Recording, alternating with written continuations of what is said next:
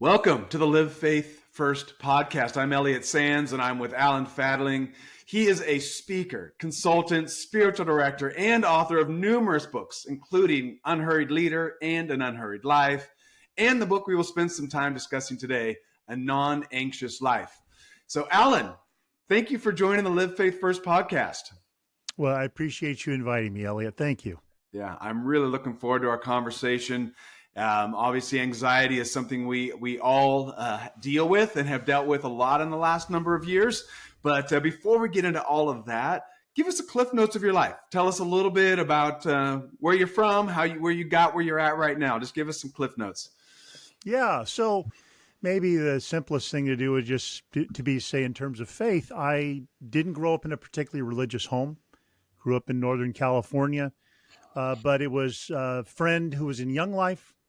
And it was early Christian artists like Keith Green and Randy Stonehill and Phil Keaggy who kind of hooked me in and grabbed my attention and led me into a life of faith in Jesus that began, 40 some years ago.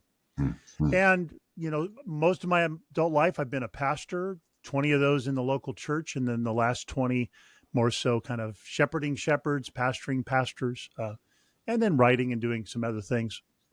My wife and I met and married up in Northern California almost 39 years ago. Congrats. And we have 3 adult sons now. And so that's a little bit about me. I don't know if that answers enough. Yeah. No, that's great. That is great.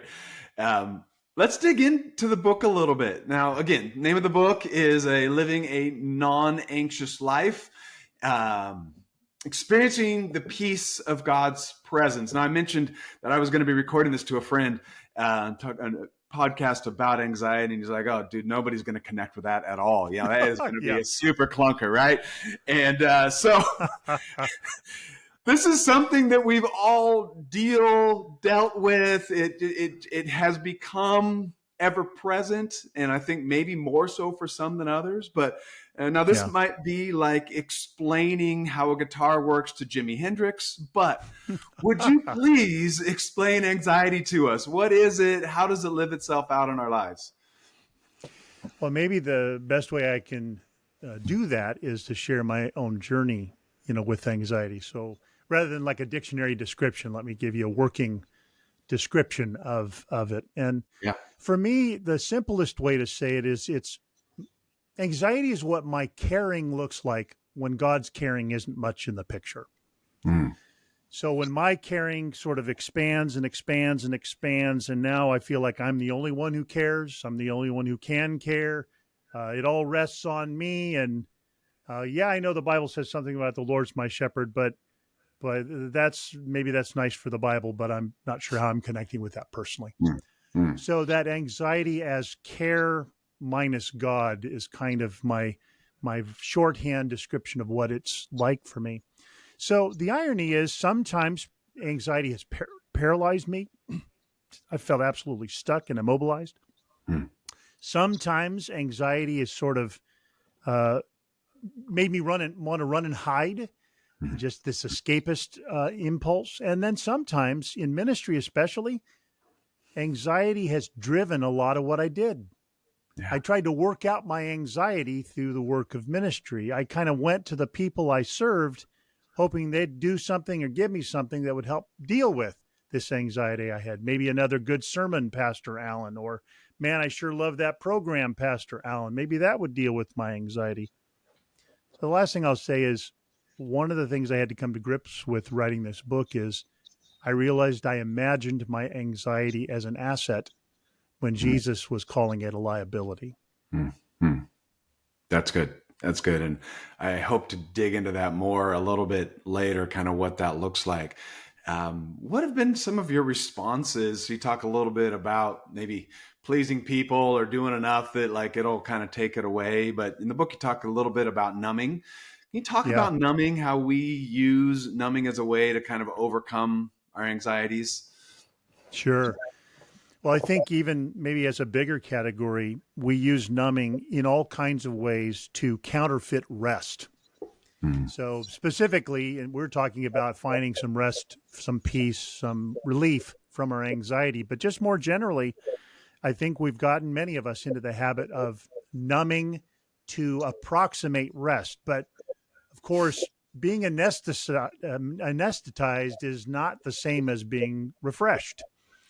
And while I'm a big fan of numbing when it comes to dental work, I just don't think it's a great life strategy. And the fact is, if you numb your anxiety, you end up numbing everything else. And a lot of those everything else's are things you don't want numb. That's good. And I think that was a lot of experience. I mean, just talking about coming out of COVID. Now we are, 3-4, I guess we're coming up on the 4-year anniversary of the lockdown here in another month or so. We're recording this early mid-February. And just how during that season, alcohol use went up. I don't know how streaming services did, but I know in our home, that we were on all of them, and that was kind of ever present, kind of that escapist attitude. What's in your experience, what happens to our productivity, our creativity, our forward movement as we choose to numb, whether it's numb rather than address, or numb to again, just take our mind off of it? What would you say are some of the kind of the negative impacts of that kind of? Well, as I said a minute ago, the problem with numbing anxiety or anything else unpleasant in our experience is everything else goes numb too. It's not localized. It's general anesthesia, right? Mm-hmm. And so what then happens is your creativity gets numb, and your discernment gets numb, and your genuine care for others, right alongside the care of anxiety, it all goes numb. Yeah. And so what you can do instead of numbing when it comes to anxiety or other unpleasant feelings or thought patterns is you can learn to translate that into prayer. And, of course, we say prayer, and maybe someone will think, okay, prayer, me saying words to God. Yeah, that's part of what prayer is. Absolutely. But maybe getting a little deeper into that, what you could do with your anxiety, for example, is you could learn to translate that into a conversation with God. You could lean into it and engage it. One of my counselors said to me more than once, Alan, your anxiety is energy. You're just pointing it in the wrong direction. You're not using it well. You could use it better. Instead of trying to get rid of anxiety, instead of trying to kick it out of the car, what you might want to do is put it in the back seat. Don't let it have the steering wheel, and take it with you. Because again, it's energy. It's just misguided, misdirected energy. And I found that really helps me. I still get really nervous before I speak somewhere. But now I look at that feeling, and instead of thinking, here is evidence I'm going to suck. Instead of that, what I'm more likely to think is, here is evidence that I really care about this. And maybe these feelings, and unpleasant as they feel to me, are a sign that I'm about to do something good. And I may well help the people I'm about to share these thoughts with. Yeah. So part of it is, instead of numbing, it's engaging, it's reinterpreting, it's restoring these feelings. Yeah. Talk to us a little bit about, you touched on it there, but that doomsday, worst case scenario, brain spinning into something that it often doesn't play out the way we're imagining it will. My wife and I joke all the time when we talk about meeting new people, and it's like, oh, we got to do this today. And the joke for us is always, when that is over, we always look at each other like, that was kind of fun, or hey, that wasn't as bad as I thought it was going to be. Or, but every time it's like, oh my goodness, we have to do this. So talk a little bit about that worst case scenario in relation to anxiety and some of those things. So this may be a good point to say, having worries, having anxieties, that's human. I thought I'd write this book and I'd find some plateau of peace where never again would I feel anxious. Never found that spot. At least on this side of heaven, I don't know if that spot exists. But what you can do is not worry about your worry. It's what we add to the feelings of worry, the racing thoughts of worry. It's our interpretation and our storying of our worries that causes us trouble. So I call anxiety largely a false prophet in my experience. And it, being in my 60s now, I have a lot of history. If I let myself, I can look back and say, oh, yeah, I remember when anxiety said this to me when that horrible thing happened or that big surprise hit that I really didn't like. Man, was it wrong. It was really off. And so, I realize as I look back, if you'd have looked at my life and the way I listened to my anxiety, you'd have thought I considered it a wonderful counselor instead of a false prophet. And so that has helped me when I have the feelings and have those racing thoughts and have the literal physical sensations of anxiety. I've come to say to myself, that's a familiar place. I know this place. I know what this feeling is. But I don't think its doomsday predictions are helping me because they haven't helped me so far. Yeah. They've been wrong so often. I'd do well to downsize their counsel in my plans for the near future. Yeah. That's a great way of saying it. And as we journey through life, we find ourselves so often in these, either in a place where we don't really want to be, even though we've chosen to get there. But the more we can be introspective of kind of what were the decisions I made along the way to get there, or what was the voice I was listening to, or, what were the actions that I took to get in that place. And with anxiety, it's that same, there's a pattern there, and it works. And it's, we're not going into brain science in our conversation today, but it is pathways we've created in our brain that have kind of led us towards the spinning mind. And when I first managed people, I tell you, like I would, and had to have those tough conversations with a coworker. The night before, I would be sleepless. I would be running through every scenario of conversation and the way it would go. And then the next day I would have that conversation. And it never, ever, ever, ever went the way any of the scenarios that I made up between 10 p.m. and 2 a.m., right? And at some point, I like you're saying, I said, like, you know what? I'm stopping those conversations. Like, I'm not going to have those anymore. They're not playing out at all. Yes, I need to know what we're going to talk about, but I don't need to play them out 1,000 different ways to anticipate every possible. So anyway, I love that. Now, kind of speaking around like brain pathways and so on, you're talking about how we bring God's peace into the midst of our anxiety. Talk a little bit about some of the ways when we bring God into our anxieties, beyond recognizing that our voice can be wrong at times. How does that begin to change the way we view our situations, our anxieties, and so on? Well, I remember Dallas Willard often recommending that first line of Psalm 23 as a place of reflection.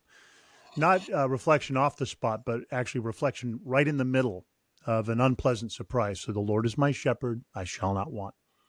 I have paraphrased that in more ways than I can count. I'm remembering a time I'm standing in the entryway of John Wayne Airport here in Orange County. I am preparing to fly to a remote part of India, and it will be taking off in 30 minutes, and I do not have my wallet. I have left my wallet at home. My home is 20 minutes away. There will be no going to get my wallet and coming back. And I will just tell you, my body and my emotions and my head were awash in anxiety, probably adrenaline too, but anxiety. And one of the things that happens with all of that is usually if it's that strong, your frontal lobe, your intelligent brain just shuts off and you become lizard man. It's like pure instincts. That's what happened to me. But I had been in the habit for a little while at that point of when something like that happened, something unpleasant surprised me. The Lord is my shepherd, shall not want, or God is shepherding me right now. And then I would put it this way, and this is probably going to turn out better than I'm currently assuming. The minute I said that, I had gotten into enough of a habit with that little reflection that I was able to, the brain came back online, always a good thing. And just immediately I had this very simple thought. Well, I've got my passport, so I'm okay on ID. I mean, I needed a visa. There's no India if I don't have my passport. Wallet. My wife is 10 minutes from the airport. I can call her. I can use her credit card. Done. Yeah. Like that. But there were times in the past where something like that might have so flattened me. I wouldn't have known what to do. Yeah. So I love that simple in the moment practice. God, you are with me now. You are caring for me now. You will provide for me now. This has not surprised you. Like any number of ways of rehearsing that helps quite literally address what my emotions and my thoughts and my physical sensations are screaming at me in that moment. That's good. We'll talk a little bit more about practices as we kind of close this conversation out. I love that. That is the worst sinking feeling, though, right? Where you're at the airport, and like, how did I forget? Or yes. And there's any of a number of things that can come around. Few areas of anxiety that often get us. So I'm going to kind of go, through two or three here, and love you to respond on how using God's word or bringing peace into those. But let's go with anxiety around our future. The future is up in the air. We see, job reports coming in saying that jobs are being created. I live in Silicon Valley, and there's a lot of layoffs going on right now, right? So there's just always uncertainty around our future. Talk a little bit about anxiety in our future, like looking towards our future and what that looks like, how we address that. Yes. So being concerned for our future, human, natural, of course, especially, when we see certain current events. I'm in my 60s. I'm starting to ask myself, am I as well prepared for retirement as I thought I was? I could worry about that if I wanted. The thing, Jesus says is don't worry about tomorrow. Tomorrow has enough concerns of its own. Yeah. So one of the things I want to say about our future is we can plan for our future. We can work on things now that impact our future. Worrying about our future doesn't help the future, also doesn't help the present. And so being able to differentiate, again, we're back to how can I redirect these thoughts and feelings that are arising in me into something that's productive and fruitful and good now. And one of the things can be praying. One of them can be taking good action. I've sometimes envisioned, my worries each day is like a block. And so tomorrow's worries are a block, and the next day's worries are a block, and streaming out into the future is this series of blocks. But what my worry does is it takes the block from a week from now and puts it on today. And then it takes the block for tomorrow and puts it on today. Then, of course, I'm worried about it months from now, so I put that block on today. And now suddenly, instead of a block of worries today, I got a pile of worries today, most of which don't involve today. Yeah. So it has helped me to just take Jesus as literally as he says it. My worrying about tomorrow is utterly fruitless. It does not change things. So instead, I'll do what I can do today, but worrying about tomorrow today is empty and doesn't help. Yeah, I love that. And what I hear you not saying is, well, don't have a 401k, or right. Or don't go to school so you're ready for a career that will provide you with a salary. Like, I don't hear you saying that. What I do hear you saying is you can't get your college degree today, but if you have a paper due in your science class due tomorrow, then that you need to work on today. And then you pile those blocks up and you will have your degree. You will, Lord willing, and the creek don't rise, you will have your career. You can't fill up your 401k in one day. If you could, that would be awesome. We would love that. But most of the time it takes one deposit out of each paycheck to get to the point where you find yourself at an age with enough that you're like, okay, I think I can make it the rest of the way. Now, in that passage that you're quoting there, Jesus takes that, and when he's talking about worry, and he starts talking about nature, right? Look at the birds. Look at the flowers. They're there today, gone tomorrow, and they're dressed way better than Solomon ever was, right? Or the birds. Hey, look at them. They're out there, toiling, but they don't have a care in the world, it seems like, and God loves them. How much more he loves you. Would you talk a little bit about how you kind of bring nature, I'm going to say, into peace, fighting anxiety, some of those things? Yeah. I love the way Jesus just very simply talks about worry in that Sermon on the Mount passage. So he says, don't worry.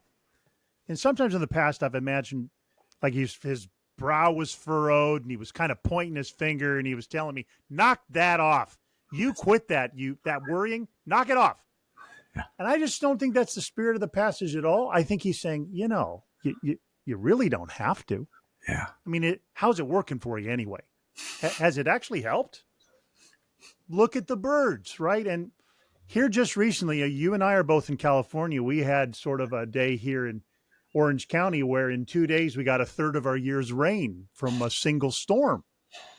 And I'm literally on a radio interview looking out my sliding door at a lineup of bird feeders in the midst of that deluge, right? My phone is telling me flood warning, and the birds are just having breakfast. Like nothing's happening, like not a care in the world. And I'm telling you, that's why I have feeders outside my office window here, because I can literally, it's like Jesus isn't just offering an object lesson. He is literally inviting me to something to do. I will look out and I will see yet again, they are cared for. Yeah. And if a bird that's here one day and a year or 2 or 3 later is not here anymore, if that bird is well cared for, maybe I can rest in the care of God. Maybe I can do good work in the care of God, whatever the good work of today is. So I love that image of, here are these birds. They're not doing the normal things you and I would do to take care of ourselves, work and save and store and all that. And God's even caring for them. Yeah. Maybe God will care for us too. Yeah. Yeah. I love those images. And I think it's in Luke where he says, you can't even change the color of your hair, like by worrying. Yeah. You can't make, right? Yeah. Such a simple thing as making a gray hair dark, right? You can't do that now. Hair dye will do amazing things, but it's still gray under there. Believe it or not, under the dye, it's still actually a gray hair. Thinking about my gray hair does not change it much. No, right. Yeah. Right. In fact, it's making it worse, to be honest with you. It's giving us, anxiety is giving us more gray hair. We can bring anxiety into, and I love the furrow brow example you give, and maybe even Jesus had a super compassionate voice of, you don't have to worry. Like, I got this, and worry about today. Look at the birds, look at that, right? But if you follow Jesus for any amount of time, and depending on what tradition you grew up in, you might carry some anxiety around pleasing God, some anxiety around, does God look on us with pleasure? Does God look on us with a furrowed brow? Does he look on us with, my son died on the cross? You owe me. You owe me, or you're in, but I'm still kind of disappointed in you. Like, that's the one that I carry around. Like, you're good. Like, come into, but like, keep, I'm wagging my finger at you in disappointment, but you are in the family. Yeah. Would you talk a little bit, and that's, for me, that's the heavy yoke. That's the heavy yoke that we like to carry around, because God will be happy if I serve him well enough, or if I tithe and been generous enough, or and fill in the religious practice. Would you talk about heavy yoke, light yoke in relation to anxiety and our relationship with God? Yeah. I love that image of a yoke, that comes at least in one place in a passage where Jesus is talking to weary and burdened people and saying, if you came to me, I could show you how to rest. And then his strategy for rest is a yoke. I'm sorry, a yoke is for work, not for rest, at least just at its bald surface level. Yeah. But what I think is restful about the yoke Jesus offers is he wants to show us a way of living that is restful. What I've realized is often what makes the yoke of my own life and my own work heavier is my own anxiety added to what I'm trying to do. Like, I don't think the yoke God gives us is easy because he just gives us a couple things to do and that's it. I think he wants to entrust a robust and meaningful opportunity of collaboration with him. But he'd like to help us do it from a place of peace. And so Jesus' ability to be at peace in situations that would provoke profound anxiety in me shows me that he knows how to do this. And he knows how to show us how to live and do our work from a place of peace. One of the things I said in the book is I realized that I thought of my anxiety as a kind of asset, a kind of fuel. Like, I was afraid that if I didn't have my anxiety, I wouldn't get much done, which is a goofy thing to say. What I had to wrestle as I wrote the book was, if anxiety is fuel, then it's fuel that burns dirty. My 20s and 30s, maybe it drove me to high standards. 40s, some still. 50s, now 60s, not so much. It is fuel that has burnt dirty. Peace gives me access to green energy, if you want to use that metaphor. Yeah. Hope, joy, love. These are holy kingdom sources of power and strength and energy that are sustainable. And I'm learning they are better sources of energy than my anxiety ever was. Yeah. Yeah. Yeah. No, absolutely true. And in that, and you talk about this some in the book, that idea that our successes will come from ourself and our hard work and our maybe anxiety around it, rather than realizing that the vast majority of our successes are going to come from God being in the midst of it, from God empowering it, from God pushing it forward. And I yes, most certainly in the church Christian realm, but I think it goes well beyond that, into all of our careers and how we parent and in our parenting and in our marriages and those types of things. That there are some places where I think by the power of Elliot, I'm going to have a great marriage. And though I definitely have a big part to do in the success of my marriage, I also realize that it's also by the grace of God that's put Penny and myself together. And by the grace of God, we figured out how to do this over, 20 plus years now. And so when we put the weight of the success of our work on our own shoulders, yes, you're asking for anxiety, because you're saying that all positive or negative results, either positive results are from me, and then negative results are because I'm a failure. And it's, in my experience, is not quite that black and white.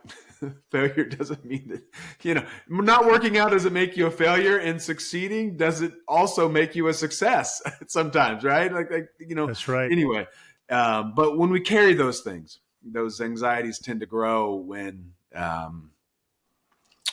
we want to carry those. Many years ago, I was in sales, tech sales, and I had one of my distributors come to me, and she says, "Why aren't you stressed out?" It was getting near quarter end, and that was the point where we're always getting like, okay, how many units will you take, and where can we place those? And just, it becomes a big stressful season. And she would say, "Elliot, why aren't you stressed out? Like, the reps from the other manufacturers are stressed out right now. Why aren't you stressed out?" And I would just kind of say, well, I trust that God's going to do this. Now, I was at their office. I was working. I was making calls. I was getting stuff done. It wasn't even a matter of that I was just taking a nap every afternoon. But to carry into this, I'll be honest with you, the success of hard drive sales, even that's not on me. I actually believe that God's going to give favor at your customers and with you guys as well. So, even in that arena, it's trusting that, God's better be in this. If he's not in this, I'm most certainly in trouble. So, well, and to me, This brings us back to the yoke. Yeah, I imagined that the yoke was, at some points earlier on, I imagined the yoke was a thing Jesus was holding in his arms. Then he tossed it over to me and it landed in my arms. And now I'm taking up my yoke and I'm wandering around trying to get this thing done. I think the metaphor that Jesus meant to invite us to was, he's in a yoke. There's an empty spot here. I'd love for you to join me here. Let's do this together. That is restful. And if that's true, then in that yoke, I'm not the one carrying the heavy end. Right. I'm the student. I'm the learner. I'm the collaborator. I'm with the master, with the expert, with the one who knows what he's doing. That's true even all the way down to my job description. And that is a restful way to live and a restful way to work. Yeah. Yeah. That's really good. Let's talk about some practices that you've implemented that have helped you, that are something that's kind of easy stuff for people to pick up. So I'm a big sports fan. And of course, my 49ers lost on Sunday. So there was moments of brief, but still moments of sorrow and depression. But it's a new day today. But my point in that is football teams, sports teams, people who are successful are practicing before the game. When there's no pressure of the clock's running, the refs are on the field, they're there running through things. And so to some degree, we can't wait till anxiety shows up and then fight it. We actually have to fight it before that, so that when you get to the airport and you forget your wallet, you go, the Lord is my shepherd.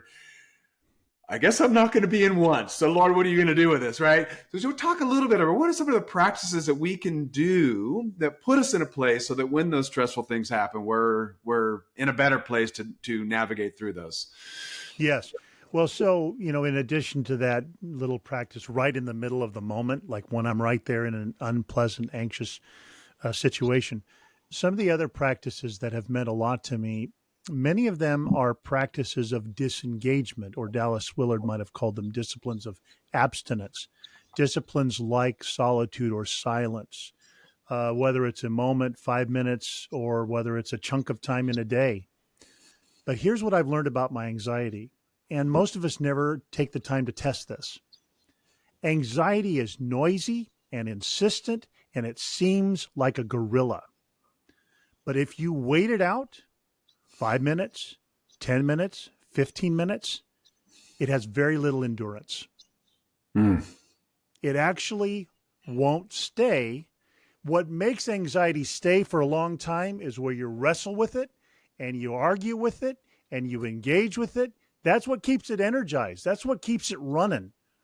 I literally, one of our counselors, we were talking about the dynamic of a panic attack or an anxiety attack. And again, I'm not a therapist. I'm not a doctor. I don't give, counsel, but I can share an experience. And that is, he said, the solution for most folks facing the reality of an anxiety or panic attack is the fact that they keep engaging the panic is what keeps the panic alive. I mean, sometimes it's literally a flow of adrenaline that won't shut off. And one of the strategies is literally to sit down and not engage the panic, not think about the panic, not hook into all the looping thoughts that panic wants to propose, and wait it out for 5, 10, 15, 20 minutes. It will go quiet because your body wants to relax. That's how God made it. The problem is often we are engaging and wrestling and thinking and arguing and begging God to take it away. And all these things just keep the tap on, the adrenaline tap on, or whatever, the anxiety feelings on. So I've just found that off the spot practices of solitude and silence, especially when I am in seasons where I'm tempted very easily to anxiety, I realize that it just doesn't have much stamina. It can't stay very long unless I give it help. Yeah. And so that's been really important. The other thing I'll say is that there's a way of sort of crafting a vision of the world through the reading and the study of Scripture that combats the vision of the world that anxiety wants to keep painting. And I can decide which vision makes more sense to me and which one I'd like to learn to trust. And I've realized the dystopian vision anxiety paints of my future just hasn't looked much like the actual experience I've had. Whereas Jesus' description of the kingdom, I'm finding that works. It's a pretty good way to live. And I want to keep leaning into that. Yeah, that's good. Give me a little more on the silence and solitude, because if I'm going through an anxiety, panic attack,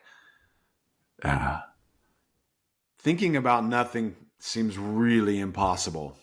It's Yes. not engaging the feelings, the emotions, the spinning. So when you go to like, hey, I'm going to do silence, I feel incapable of making my brain stop thinking. What do you Yes. choose to engage with instead of those thoughts of anxiety or panic or whatever it might be? That's a great question. So I have not found the switch in my brain that I can just flick and shut off an anxious thought. Never found it. Don't know where it is. Don't know how to do that. But what I have learned is I have a choice when a series of racing thoughts are running through my head. I can engage them, give them attention, focus my attention there. In a sense, that's what my worry really is. It's like meditation in reverse. It's like meditation upside down. I've said that my worrying is really like a practice of the absence of God. Instead of praying in solitude and silence, these practices are literally trying to practice the presence of God. So what I'm learning to do, and this only happens through, practice over time, is you can sit and be still and feel anxious in your body and in your emotions and have racing thoughts and just notice them. Like I grew up near the American River in Sacramento. I could ride there on my bike anytime I wanted, and I would sometimes just sit there and watch things float by. Rafts, inner tubes, logs, whatever. You can imagine your anxiety like the stuff floating by. You don't have to throw a line out and hook it, pull it in, look at it, examine it, decide it's an ugly thing, and then, figure out what to do. You can let it float by.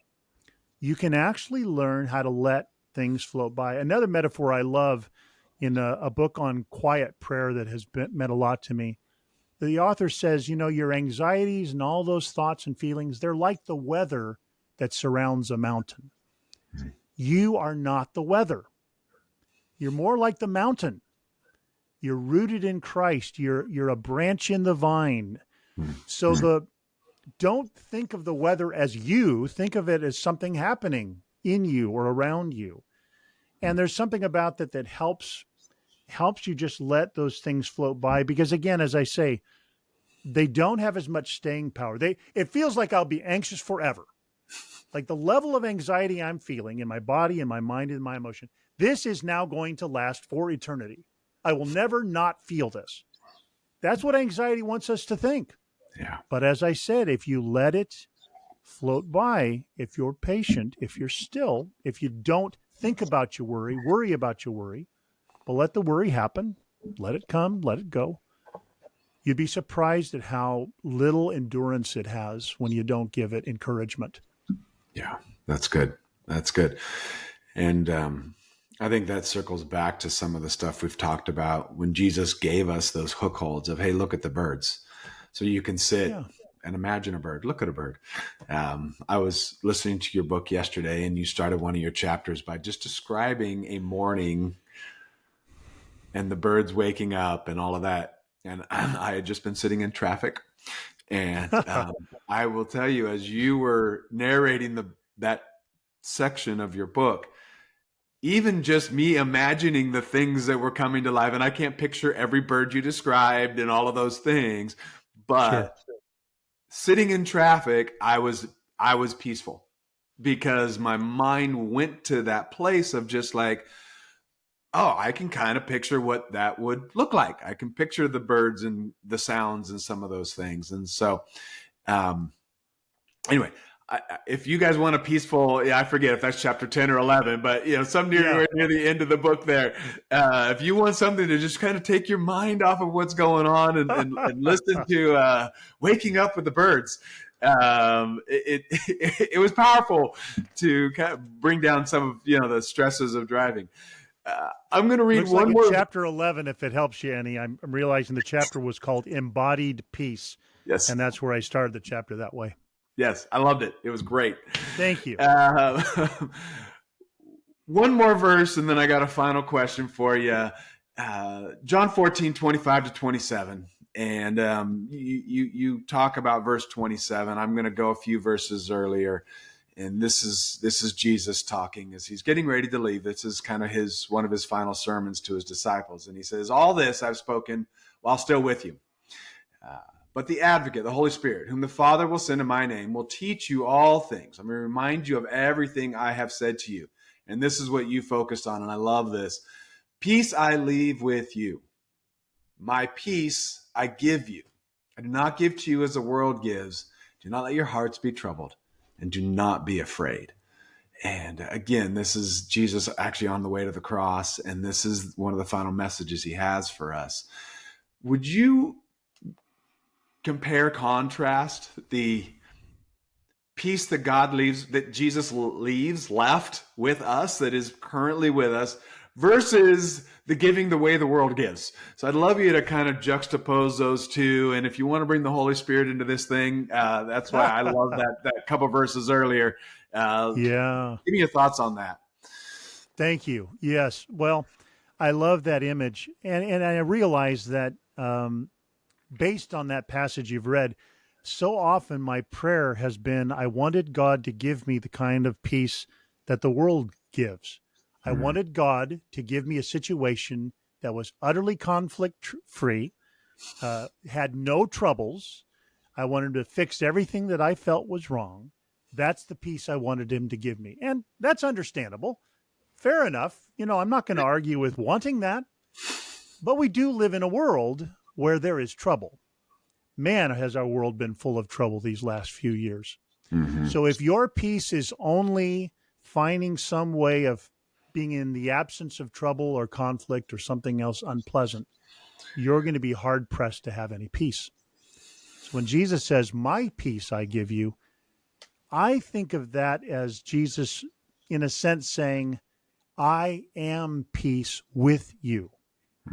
And the Spirit I am going to send as I depart is a spirit of peace. My Father is the God of peace. I am the Prince of Peace.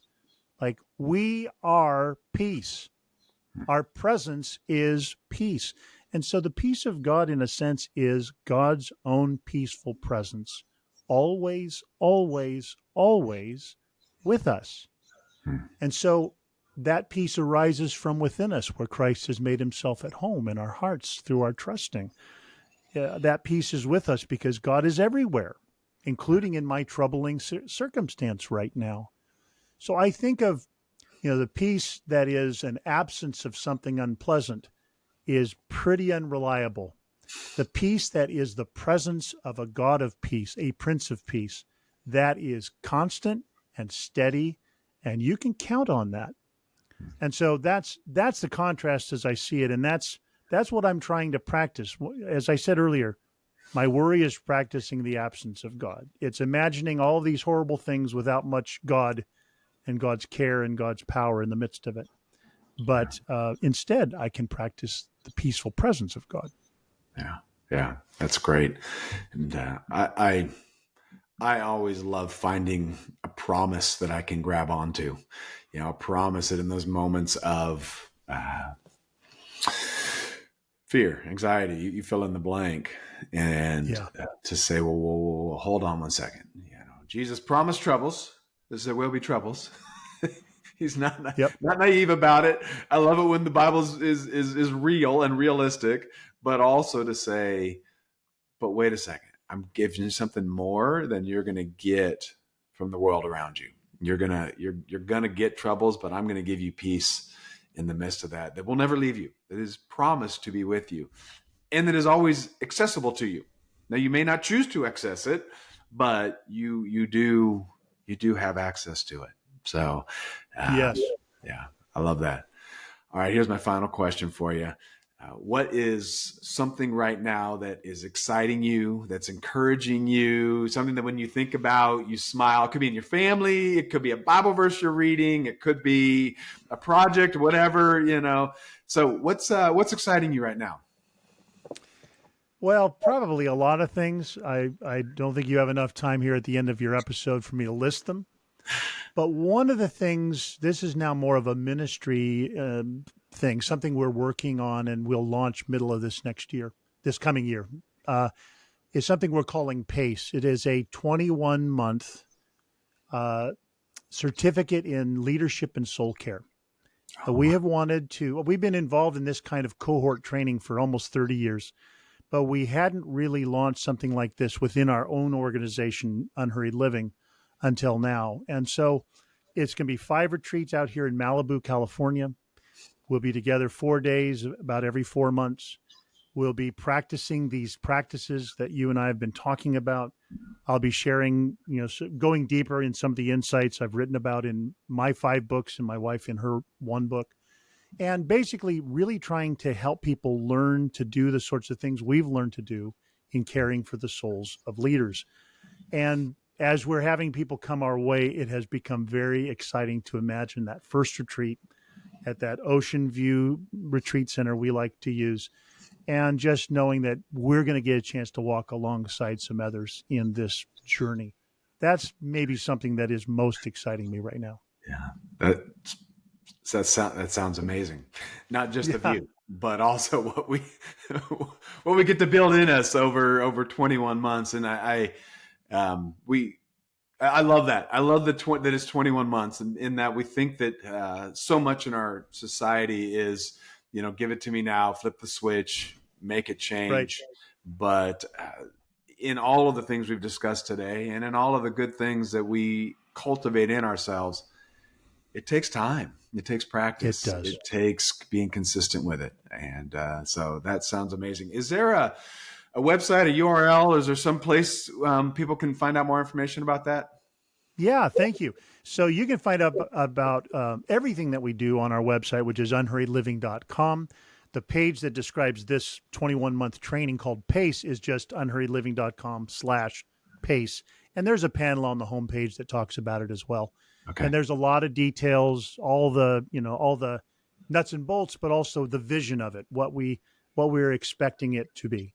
Yeah. Awesome. Great. And those will be in the show notes. We'll make sure they get there for everybody. So, Alan, thank you so much for joining us on the Live Faith First podcast.